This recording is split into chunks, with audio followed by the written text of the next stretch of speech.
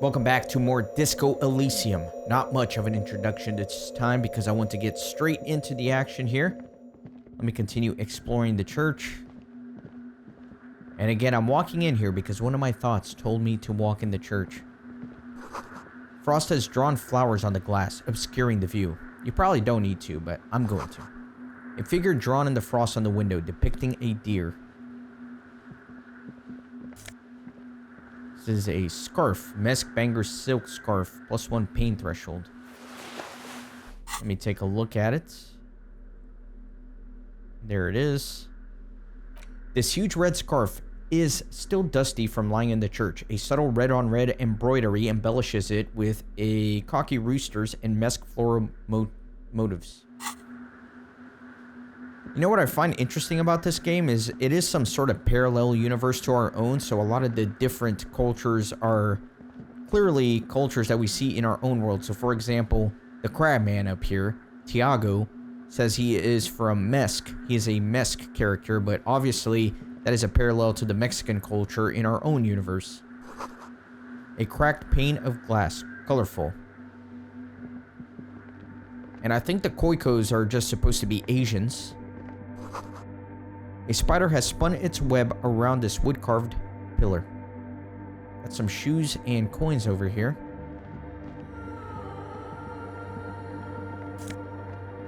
+1 empathy on the shoes.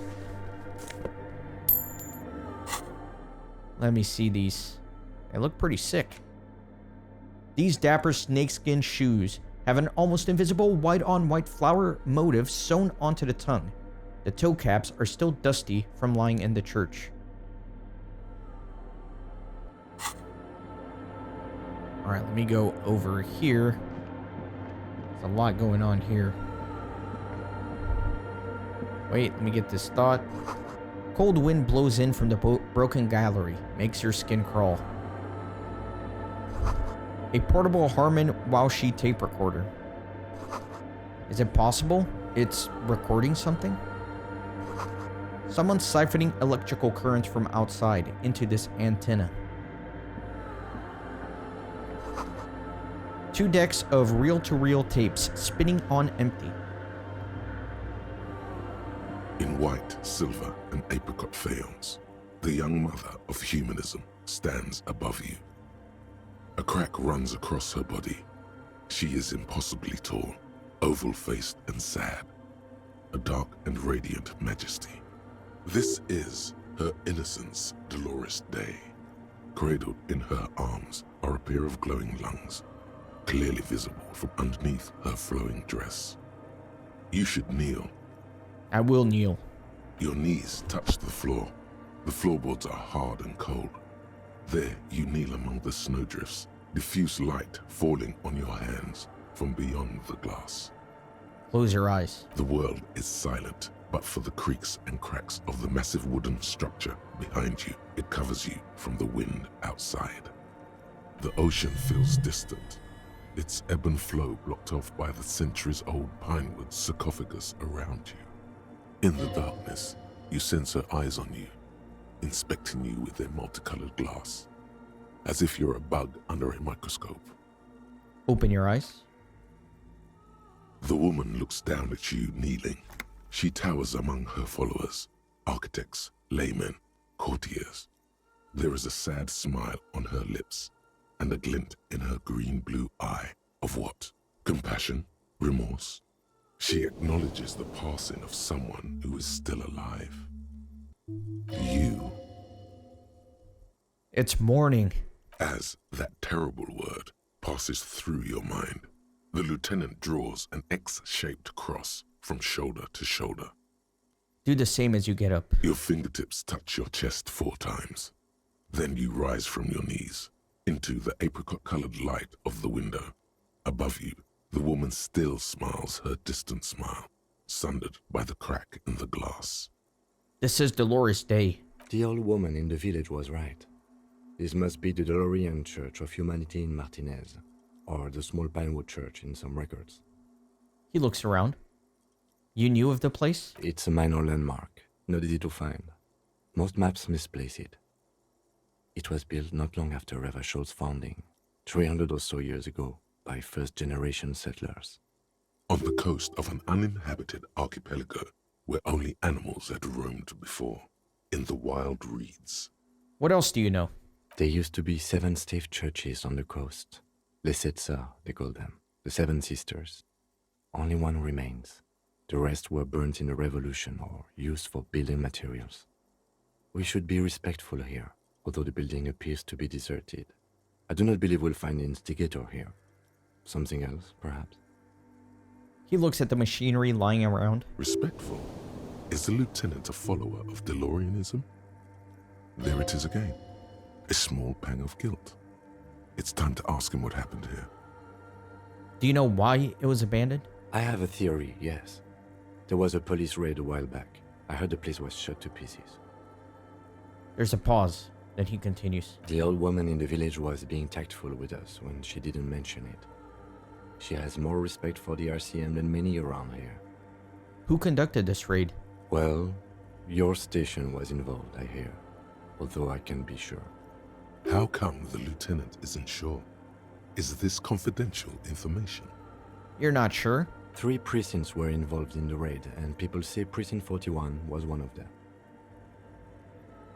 I don't remember being here. I am pretty sure it was a clandestine operation. I don't know anything more about it, why it was conducted, or who participated. I try not to pry into extra-district matters. If I was here, I should find out what I was doing. Good luck. You will not get information on a confidential operation from your station secretary just by calling. If you really don't remember, it might be better to keep this one forgotten. It happened a while ago. It's unimportant to our business in Martinez now. Kim, are you a follower of Deloreanism? Yes, we all are. Her name, body, and rule are synonymous with humanism. The laws we enforce are Delorean in origin. The woman looks by in silence, smiling enigmatically. I didn't know you were spiritual. It's not spiritual, it's constitutional.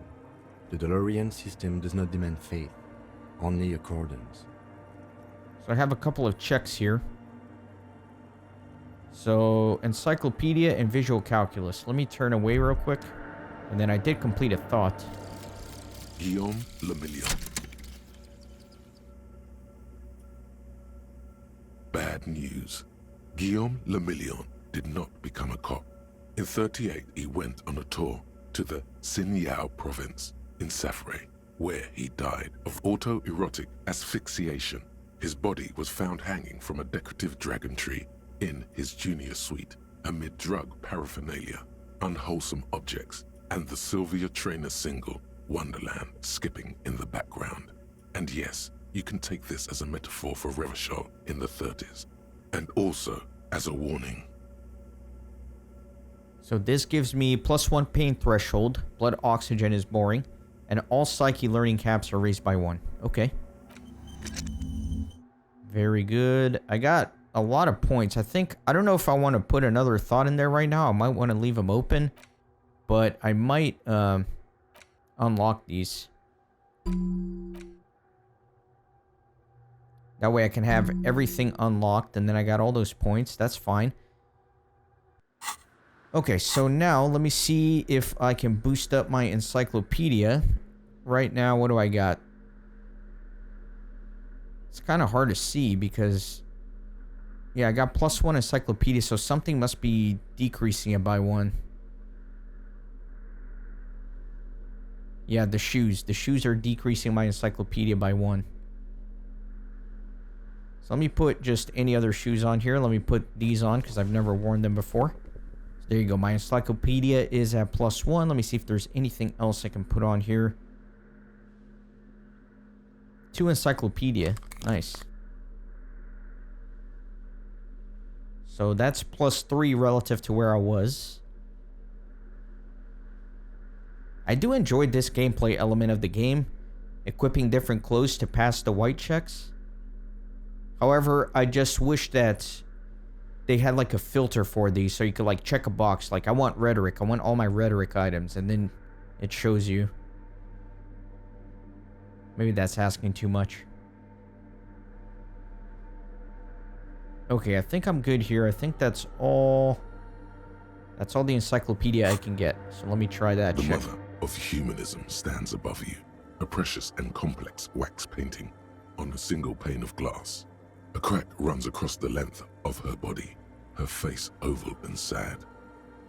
How did I know this is the mother of humanism? So now I'm all the way up to 97%. Despite the damage you've done to yourself, the title appears lodged in your hippocampus. This is her innocence, Dolores Day, the innocence of humanism, internationalism, and the welfare state. Perhaps the most famous human being ever to have lived. No amount of Commodore Red can wipe her sad smile from your brain thing. It has survived the deluge and haunts you still, and will haunt you forever, as it haunts all men. Wait, what exactly is an innocence? I've heard of this system. The highest category of historic individual, an embodiment of the world spirit. A tyrant. In a way, an innocence is elected to office by the founding party, a precedent that has taken place a mere 6 times in the entirety of history. The legal system of the Real Belt is built from the ground up to accommodate an ascetic rule should it coincide with our time. An innocence is infallible. The decisions made by one are not decisions. They are inevitabilities. What would have happened anyway? Only accelerated, packed into decades instead of centuries. An innocence is a continuous, compressed event, a sacred human being. It is an honor and a glory to live when one is in office. Is one in office now? No, we are alone. Okay, when did she rule? 300 years ago, in the wake of the discovery of this Isola, the Insulindian, by explorers from the continent of Muindi.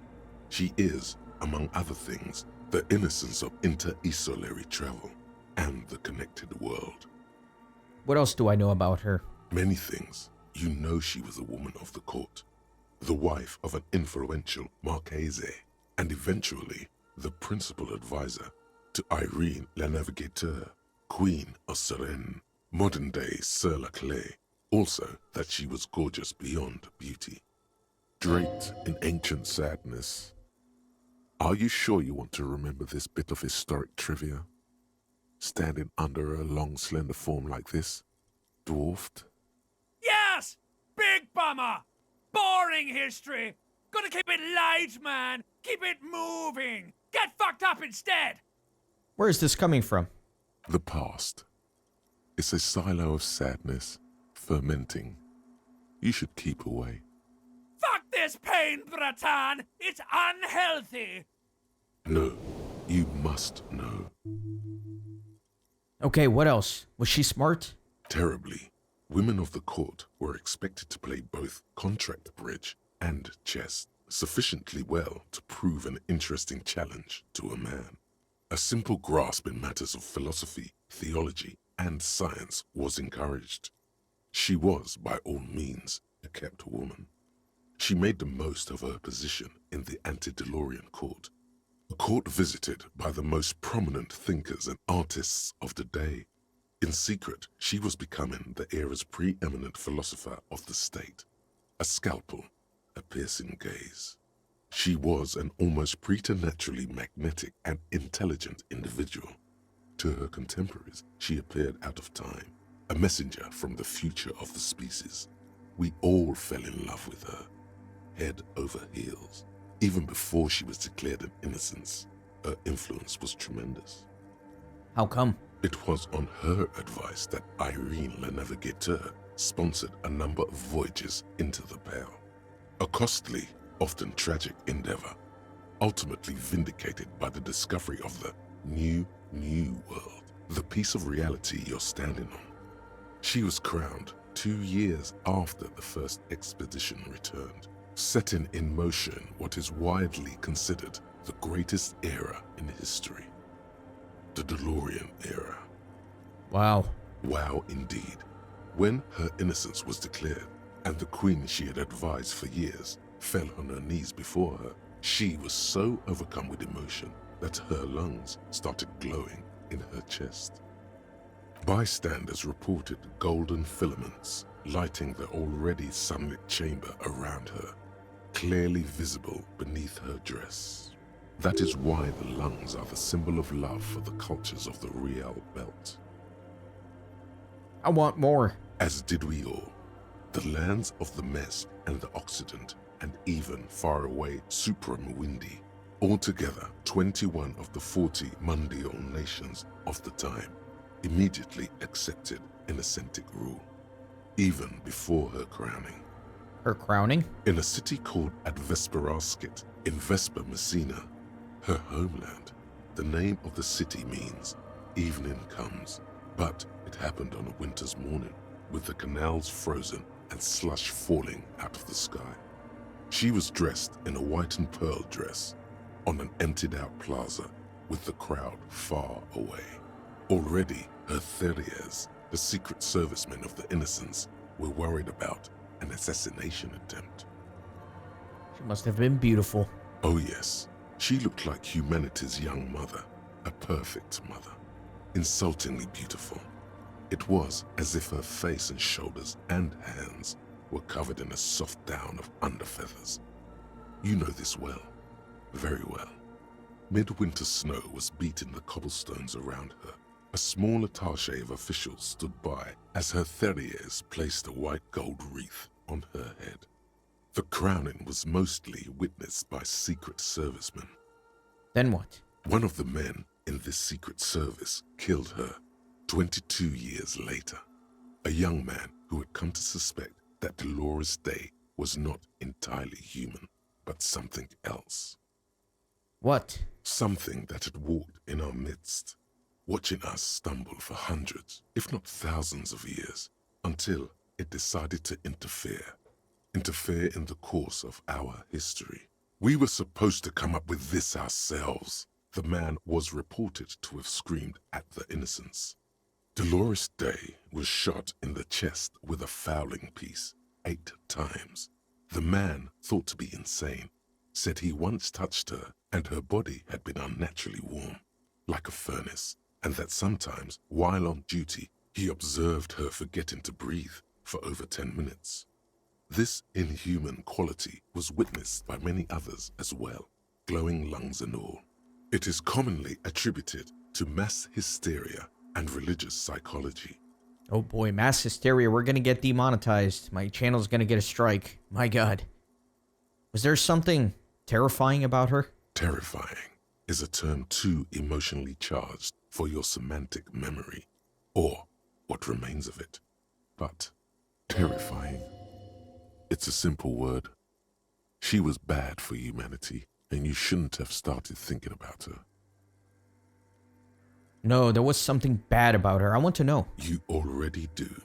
Although she is often considered to be the greatest human being to ever live, there was something ominous about Dolores Day, constantly surrounded by her Theriers.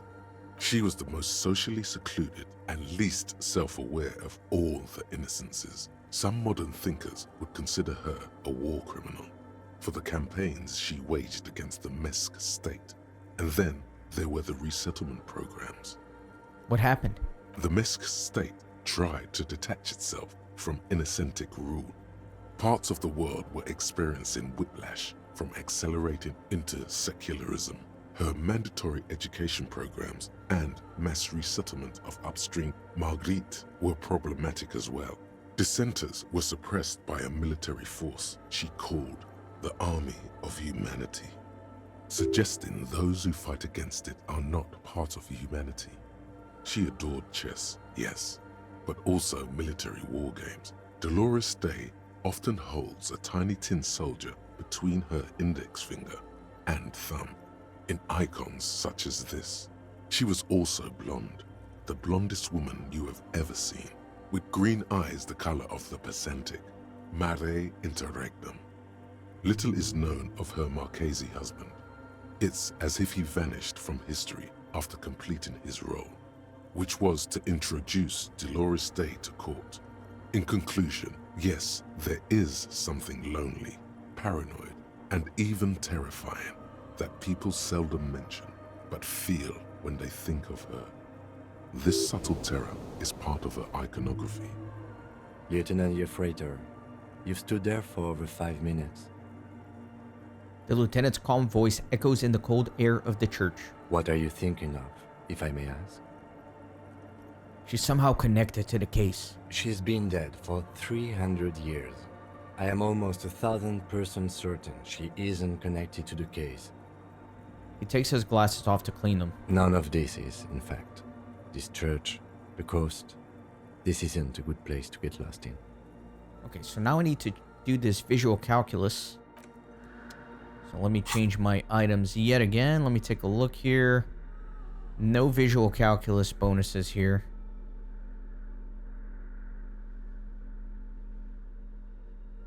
Let me make sure I can put at least something on.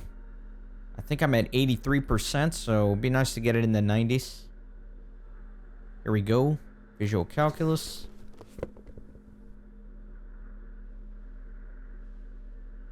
Let me just double check all the other ones here. Another +1.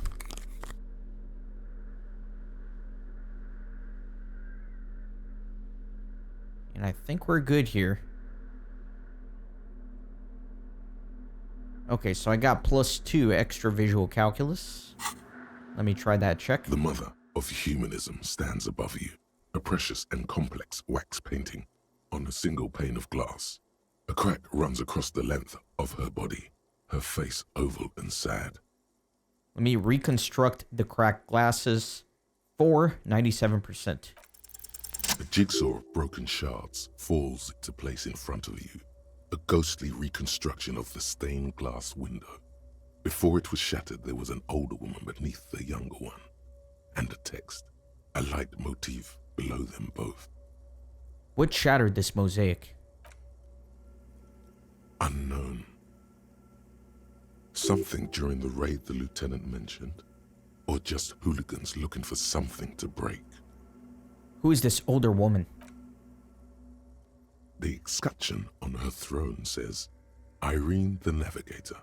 She is depicted as an older woman wearing thick-rimmed eyeglasses, holding a golden rights apfel in one hand and a scepter in the other. This is the queen her innocence day advised. Above, she herself is whole. Small figures of wise men, common men, worshippers walk up the stairs to stand at her feet. Secret servicemen, Theriers, stand in a row guarding her. It must have taken years to produce this work in all its dizzying detail. The motto? What does it say? Below both women, in luminous black letters, Après la vie, mort. Après la mort, la vie de nouveau. I don't know much French, but learn life, death, learn death, life again, something, or through life, death, through death, life again. I think that's what it says in French. And then along the left side, après le monde, la gré. Après le gré, le monde de nouveau. And then through the world, I don't know what gris, I don't know what that one would be. And then through gris, the world again. After life, death. After death, life again. After the world, the pale. After the pale, the world again. This is the great leitmotif of humanism, a summary of the effect of the discovery of this Isola, the Insulindian, on human thinking. A tremendous sea change akin to finding life after death. Alright, my French was reasonable there. I got most of that. Lieutenant, this used to say afterlife, death. After... Death, life again. After the world, the pale. After the pale, the world again. He nods. This exaltation is common in Dolorian sacralism. In the early years, it was even incorporated as the RCM slogan. No more, however. Why? It was deemed subservient to use a strongly moral intern-related motto. We already suspected of bootlicking. The sentence was also seen as too feminine. It was a macho thing. What is the RCM motto now? Justice, union, prudence, and force. Not very feminine. Not at all. Gonna take a step back. The mother of humanism towers above you, a wax painting on a cracked pane of glass. Nothing has changed in her expression. Alright, let me turn away. Then let me put my conceptualization coat back on. Very good. Then let me see what else. I can look at this computer here. I've not looked at that yet. Looks like it's the last thing for me to look at. A machine stands in the corner, watched over by the figures on the stained glass window. It's turned on and quivering with soft electricity. Another radio computer. And this time it's already turned on. He seems cautious around the machine. These machines sometimes harbor traps, he thinks. Alarm systems and the like. Let's be careful. We should leave. I doubt this place bears any connection to the case. Yes, but this machine looks just like the one in the doomed commercial area. It's also quite similar to the one we have down at the station. Must be the same model. He inspects the machine's framework, careful not to touch anything. The one you saw earlier was the Ream Civic. This is the Ream Prefect, a model number RC7024, equipped with a Fell mainframe and a Ream-compatible interim printer. The Ream Prefect is the governmental version of the commonly used Ream Civic model. Although mostly based on the same technology, the Ream Prefect is equipped with better noise attenuation circuits. Wait, let me just investigate it. You see fluorescent play and print buttons on the keyboard. A hatch connected to the central compartment is wide open. The lieutenant says nothing. You see the machine's glowing frame reflected back from his diamond-shaped glasses. You're free to proceed. Going to look inside the compartment. Behind the hatch sits a cube-like crisscross of filaments, smoldering in the dark like fireflies. Silver tape on the side says, in black marker, log, February to March. Another filament memory. Press play to talk with the repeater. Let me see if there's anything to print before I hit play. Nothing happens. Alright, let's press play then. The speaker comes to life. Static seeps through the machine's planar magnetic driver. An old lady greets you. Her voice sounds 100 years old. Good evening. Votre accident on Saint-Brun. This is the East Insulindian Repeater Station 1. Please repeat. Is this the personal log? So I noticed a discrepancy because when I talked with her through the other computer mainframe, she said repeater station So like she was trying to say one in French, I guess. But here she said it in English. Anyway, just a little thing I noticed. It's the same old woman you spoke with through the radio computer in the doomed commercial area. Yvonne, it's me again. How are you? Good, thank you. Please repeat. Is this the personal log? It's not clear whether she recognizes your voice. Fortress accident, like the one in the doomed commercial area? I have two machines registered to this company name in Martinez. One on Saint-Brun, the other on Rue de Saint-Ghislaine. Saint-Brun, that's the church. And Rue de Saint-Ghislaine, that's the doomed commercial area. The lieutenant gestures around him. Anything else I can help you with? I looked inside the core, but the tape on the filament just says log February through March. Good. Please repeat the password. Let's look around. There's no use trying to guess the answer. Maybe he knows something. The lieutenant nods towards Tiago. A password? I'm really bad at passwords. Can you give me a hint? No. A hint system is not part of the protocol for repeater stations. Is it my birthday? Still no. This is the police. Please open this thing. I am contractually obliged to protect the privacy of the filament holder for stress accident. Without filing a warrant with Lintel, I cannot give you access to this filament. I'm afraid we are not doing that. Unless we want to wait for a month. Now, can you please repeat the password? The voice in the machine asks again. She sounds cold in the damp air. I don't know the password. Received. I will register this login attempt. Fortress Accident, is there anything else I can do for you today? Thanks, but I'm finished with this call. Sleep well, Fortress Accident. She says as her voice disappears into a whirl of static. The machine's keyboard is still illuminated, revealing fluorescent play and print buttons. Okay, let me ask Tiago. I guess he knows. At least according to the lieutenant.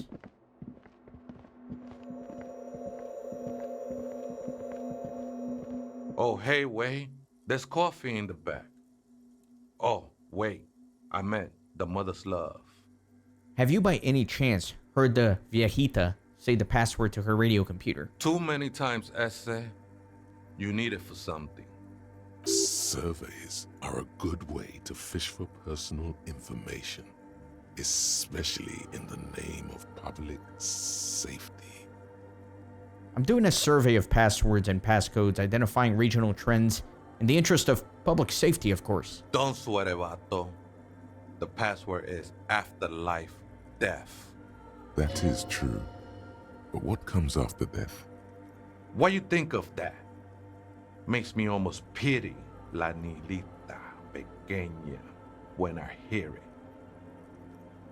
That means the little nihilist. Okay, thanks. I think we're done here, Ese.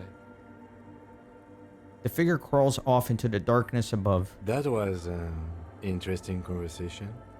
However, I'm still not sure whether we'll find our suspect here. Okay, so I guess I can't talk to Tiago anymore, but I have the password, so I suppose that was his purpose all along, was to give me the password to the computer.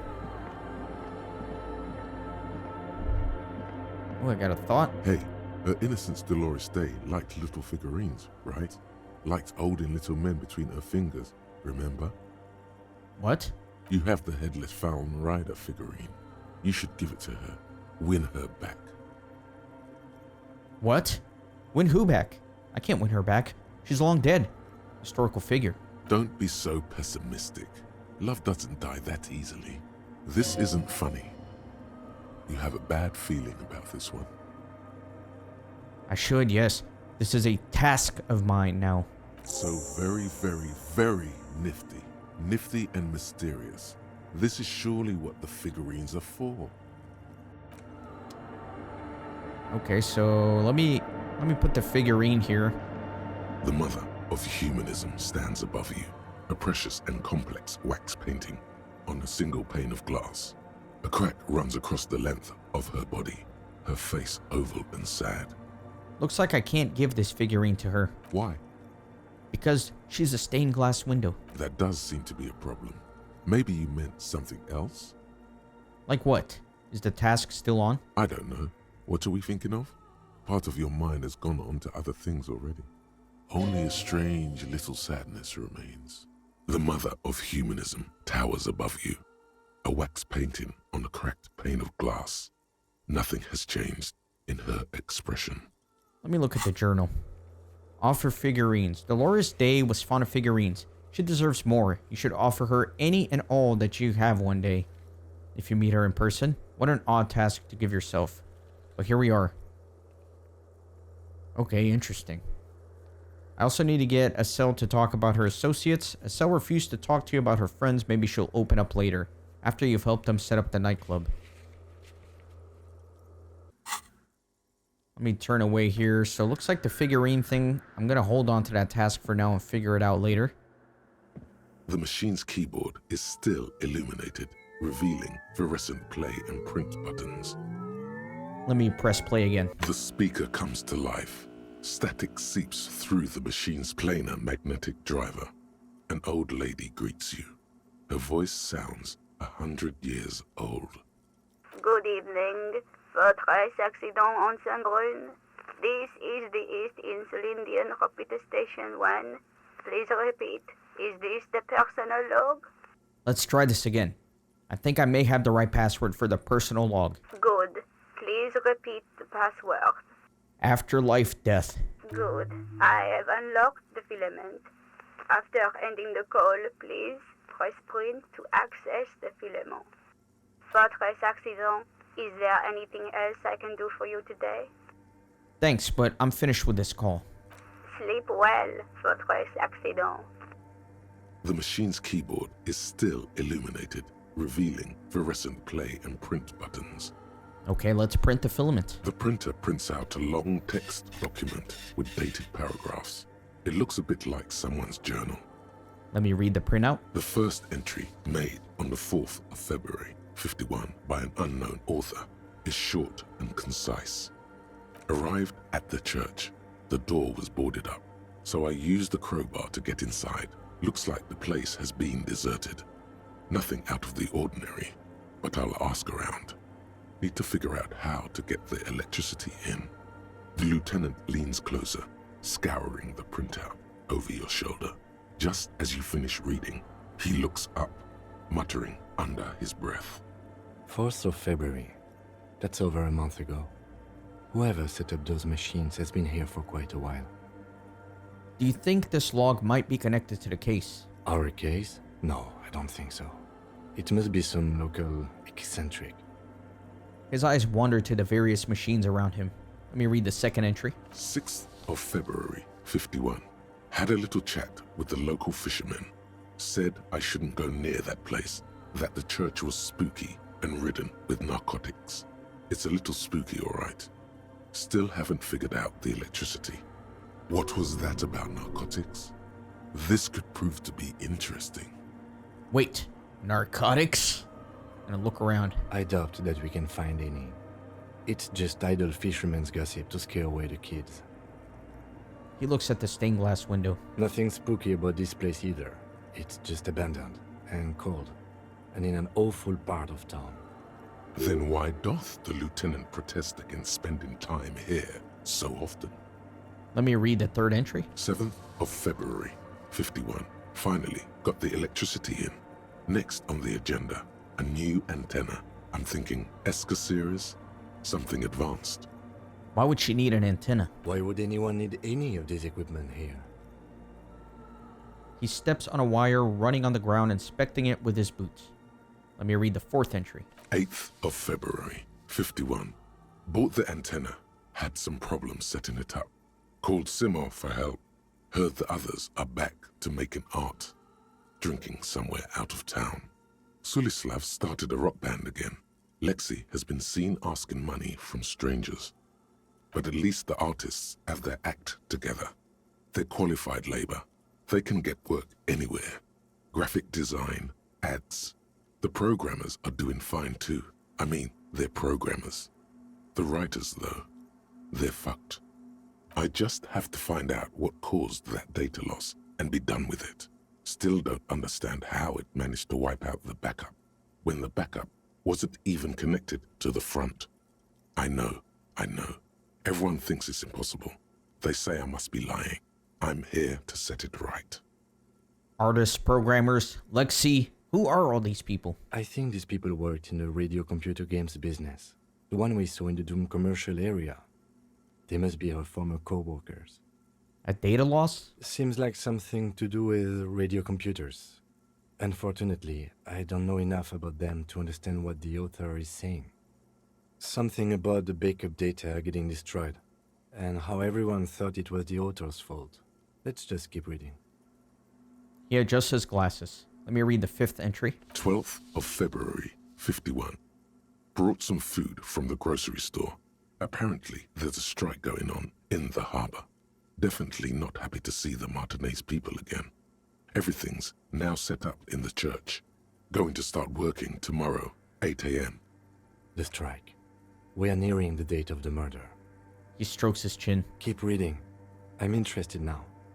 I want to know what's that radio anomaly that sent this person here in the first place. Read the sixth entry. 25th of February, 51. I've been sending data up to Lintel for a while now, trying to recreate the data loss, but nothing. Didn't even feel like logging in, the disappointment. But I did discover a curious audio-spatial anomaly at the back of the church. I've named it the Swallow. It swallows sound. Need to get some mics. Is she talking about? The lieutenant looks to his right, toward the silence. Let's read the 7th entry. 28th of February, 51. Yes, the first recordings confirm that the swallow is real, and I'm not just losing my mind. It's a pillar of silence, with a diameter of approximately 3 meters. Seems like the higher I go, the less I record. This might be a coincidence, or it could be connected to the data loss that led me here. The pillar of silence. She is talking about the silence. Is she suggesting it's more than just an architectural quirk? But what could it be? The lieutenant doesn't answer. He follows your gaze, studying the basins. The water shines in them. No ripples. Read the 8th entry. March 51. Some kind of young disco men have appeared next to the church. I've been trying to record the silence to find the epicenter, but now it turns out I've also been capturing the future of dance music, one neo-disco song over and over again. Fortunately, the song is so monotonous, I was able to devise an algorithm to factor it out. The other day, one of the disco men came in. Before I could even say hello, she got scared and left. Good, I don't want anyone distracting me from my work. She must be describing a cell. The girl on the ice? Sounds like her, yes. The 9th entry. March 51. I got a call from the repeater station. Someone has tried to access the radio computer in our old office in Martinez. Can't do anything about it. The storekeeper still doesn't want to let me inside the building. Thinks I'm part of some kind of curse. How Martinez of her. That's me. I was the one who broke into the radio computer. And the storekeeper must be Poissons. I knew it wasn't a good idea to meddle with the machine. No. It was a great idea. You're learning things. This is how you learn things about machines. And read the 10th entry. March 51. A new 2-meter aux cable. Noodles. Crackers. Ping energy drinks. Water. Toothpaste. Gum. Also some canned air. Your reading is interrupted by the sound of the church door opening. A strange woman makes straight for the radio computer. Uh-oh. She's not redheaded, so it's not going to be the suspect.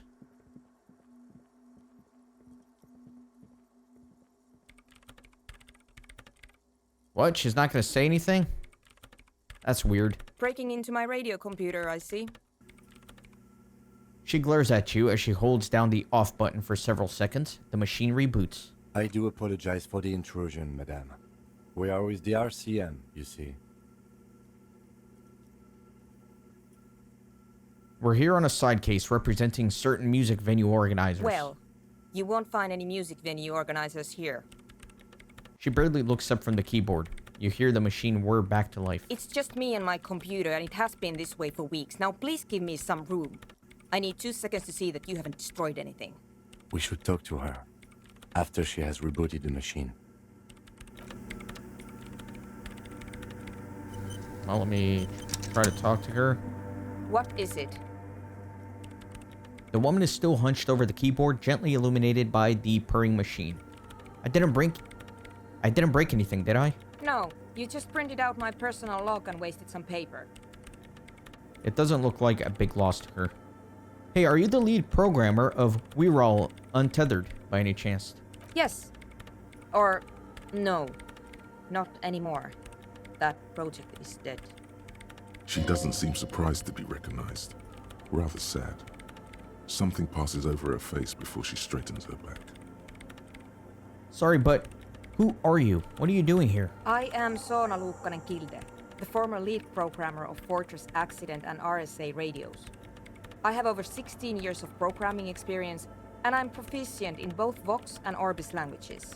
If you're not here to hire me, I don't really know how I can help you. She turns back to the terminal. Have you seen the Crabman? Nope. But you know he's around. Yes. He's seen you. And? And the Crabman has seen you. I don't care. I don't care about crabmen. She barely looks up, now tinkering with the machine's printer. Have you seen anyone suspicious? Say a woman named Ruby? What? No. No one's suspicious around here. She has not seen her, sire. 'Tis true. Why are there so many machines in this place? I brought them here. These are my machines. Please don't touch anything. Why do you need an antenna? I use the AR1 as my RAIN prefix processing unit. RAM Prefect. That's your radio computer, right? Mm-hmm. And the antenna is its processing unit? Yes? You really don't know anything about radio computers, do you? She has stopped working now. Not really. All right. Well, all radio computers perform operations up on air. So in order to gain more processing power, you need to invest in a good antenna. Wait, what's on air? On the front, the unified front of radio waves, licensed and controlled by Lintel in the East Insulindic region. It's all around us. That's what on air means. She waves her hand. Like love. And the AR1? Is it a good antenna? I guess it is. So far, I've been quite satisfied with it. Martinez is an unstable region with bad coverage, and the operation has been surprisingly stable. She stops to think. But it's not the cheapest one on the market. So I wouldn't recommend it for your regular red tape operations. Fraser 1000 is a foolproof line for civilians. Anyway, you should do some research before you decide to buy anything. Ask around, compare the prices. There are many milieus dedicated to that sort of thing. She turns back to her terminal. She liked telling me this. It calmed her nerves.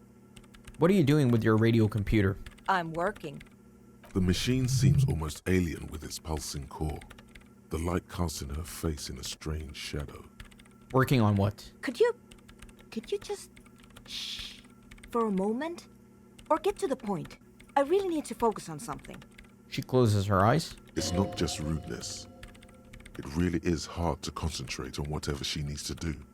And you're not helping. Isn't your REM Prefect computer made exclusively for government use? So you do know something about computers. You're right. Prefect is used mostly by the government peeps. She looks up almost proud of you. And you work for the government? No, I don't. So why do you have it? Because I needed something good for my investigation, and Reims Civic is widely agreed to be below all standards. So I had to upgrade. Besides, owning a Reims Prefect isn't such a big deal anymore. No, actually, it is kind of a big deal. You don't see Ream prefects in every police department, for example. How did you get your hands on it? I know a friend of a friend who used to freelance for the Coalition. I was actually aiming for the military-grade Reim Rational series, but couldn't find one. Prefect is mainly based on the same technology as Reims Civic, so it's kind of a ripoff. But it does have better compatibility with newer antenna models, so I won't complain. What about those bowls of water over there? They are connected to my Reim Prefect. Whatever you do, just please don't move them, okay? Thanks. She looks up. Short and terse. There you have it. Whatever she's using them for, they're hers. Right, I'll try not to touch anything. Next question. Great. What are you doing in an abandoned church? You really like those questions, don't you? There's a hint of amusement in her tired eyes. I need to make sure you're not hiding anyone here. No, I'm not. It's just me and the crab man. I'm just doing some research. That's all. She looks up at the ceiling while murmuring. What research? I'm looking for the location of a 2mm hole in the world. Wait, what? She's looking for a disruption in the radio waves. That's what her personal log said. The lieutenant raises his brows, but doesn't say anything. Is that hole connected to the data loss in your journal? Yes, that's what led me here. But I suspect it might be something a bit more complicated than that. A hole in the world. What does that mean exactly? Exactly. What does it mean? Up to now, it has been impossible to say what it is because it's impossible to measure nothing. There's something frantic about her as she locks her gaze with you, eyes shining like pearls. What do you think it is? What qualities does nothing have? How do you measure something that does not exist? She's suddenly absorbed in the conversation, waiting for your answer. That's a little above your pay grade at the moment.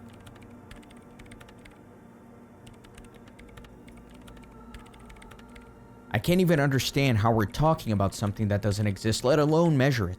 You measure it by its surroundings, by that which does exist, which is what I've been trying to do. I've tried using hydro transducers to record the silence, to find out where it begins. Hydro transducers. So that's what those water basins are. Devices for recording sound through water. But honestly, it's not progressing very well. She grows silent, staring at her circle of basins. It looks like some ancient ritual. But does it have anything to do with necroplasmic life forms? Ghosts, in everyday parlance. Does it have anything to do with ghosts? Ghosts? No, I don't think so. I don't believe in ghosts. What about other supernatural entities? I don't believe in them either. What not many know is necroplasma exists. Great. What are we talking about? And why? She gets back to work, a clear signal that this branch of the conversation is over. Do you have any idea where this hole might be located? Somewhere underneath those roof beams, I assume. She looks up, eyes trying to pierce the pitch black heights above, but without much success. Only a faint crisscross of rafters can be made out from the dark. Most of the tower disappearing into the shade. Strange things may flourish in the dark. Why there? There's this place at the back of the church, a place where all audible vibrations seem to decease. I've named it the Swallow, and the higher you go, the less you record. The Pillar of Silence? Are you sure it's not just an architectural quirk? Maybe, but it's oddly close to the physical coordinates of the data loss that led me to this place. This is where the Crabman lives. I know. You don't think the Crabman might be somehow responsible here? No, I don't. She sounds mildly annoyed by this line of questioning, her hands typing hundreds of commands into the machine. You said your research isn't going well. Why not? Because it's just trial and error, trying to locate the Swallow, the exact point in space. And I don't have a... You know what? It would be really helpful if you could just stop talking and let me work. That's all I wanted to know about the scary 2mm hole in the world for now. Great. Thanks. How do you feel about enotic dance music? What? I hate it. She squints her eyes. I bet she hasn't even heard it. Have you even listened to it? Like, actually listened? Yeah.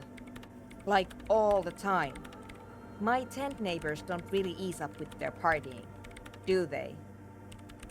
She pulls a face that looks absolutely scathing. Maybe I'd have to be on drugs to get it, but to a sober mind it just sounds like uninspired rug whipping. No idea what it has to do with either dancing or music. Right. But how do you feel about a club for enotic dance music? This is about those speed freaks in the tent, isn't it? I've got some news for you. It's not a nightclub they want to build here. She looks up, shaking her head. What do they want to build then? Take a guess, why don't you?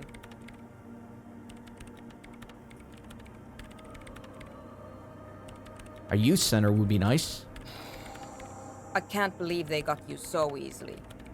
Go have another talk with those up-and-coming entrepreneurs, will you? Thanks. Good luck. I'm not coming in there. How do you feel about manufacturing large quantities of drugs? I see you've talked to them. Good.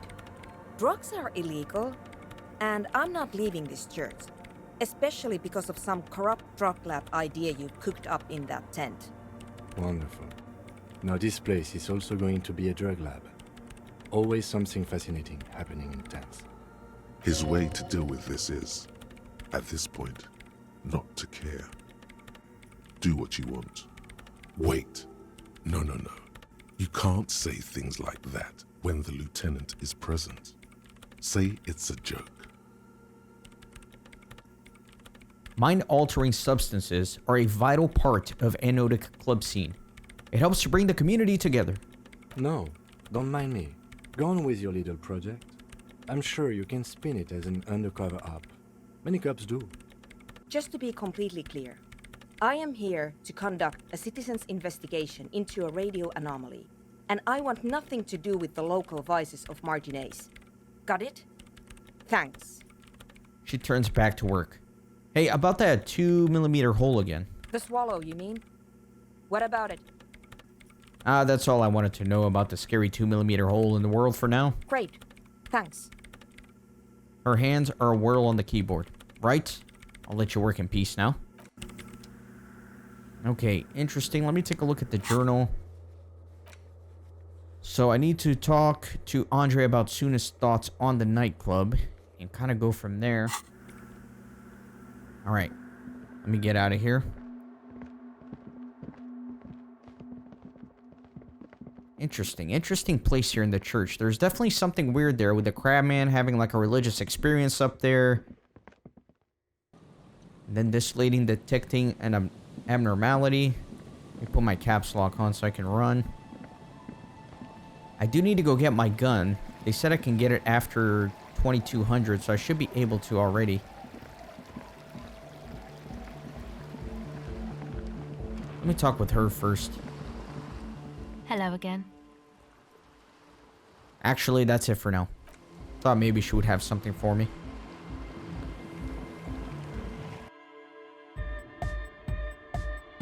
Hi again. So, how are things going? He looks excited. The tips of his hair are sharp and white. The bleach has consumed almost all of the toothbrush on the mirror in front of him. About the church, I checked it out. And? What happened? I talked to the crab man. Oh, man. Who is he? What did you think? Seemed okay, to be honest. Very spiritual. Really? Huh. Interesting. What's he doing in the church? Just preaching and praying, from the looks of it. No matter. Is he gonna be a problem? The paranoid young man mumbles gruffly. Yeah. Noid is right. Let's get back to the point. What are we gonna do about him? These guys will never catch him. You will never catch him. There's nothing to do. He keeps himself physically active, thinks spiritual thoughts, and doesn't drink. Who am I to evict such a person? But he's likely up to no good. He's a crab man. A menace to society. Andre shakes his head. I doubt that. Besides, I'm pretty sure it's impossible to catch him climbing up there. I dunno, man. Doesn't it feel like a major hindrance to you? A spooky guy climbing around when all the guests are trying to have nice friendly hyper time? Don't worry, I don't think he really gives a damn about you or anyone else. I guess it's not a massive problem, now that I think of it. Everyone is welcome to dance till the morning light. Yeah! Maybe. I guess we'll figure something out. Okay, but what about the other spooker? The one in Grandma's clothes? Did you see her? I was using the mainframe when Suna, the former lead programmer of Fortress Accident, appeared. A programmer? That's odd. What was she like? Did you ask her about the nightclub? She did not like the Enotic Dance Club idea. What a pity. That's my favourite thing in the world. And she doesn't like it at all. He drops a hammer back in the toolbox. A shame.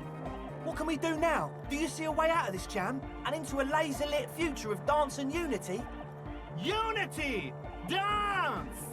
She made it very clear that she won't leave until her own project is finished. And you can't just evict her?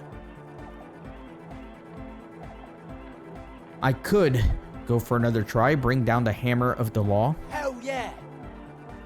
He picks up a small hammer and holds it out ritualistically. No, Noid. No hammer. I'm sure there's a workaround. We can, like, make a deal not to bother her. You know, coexist.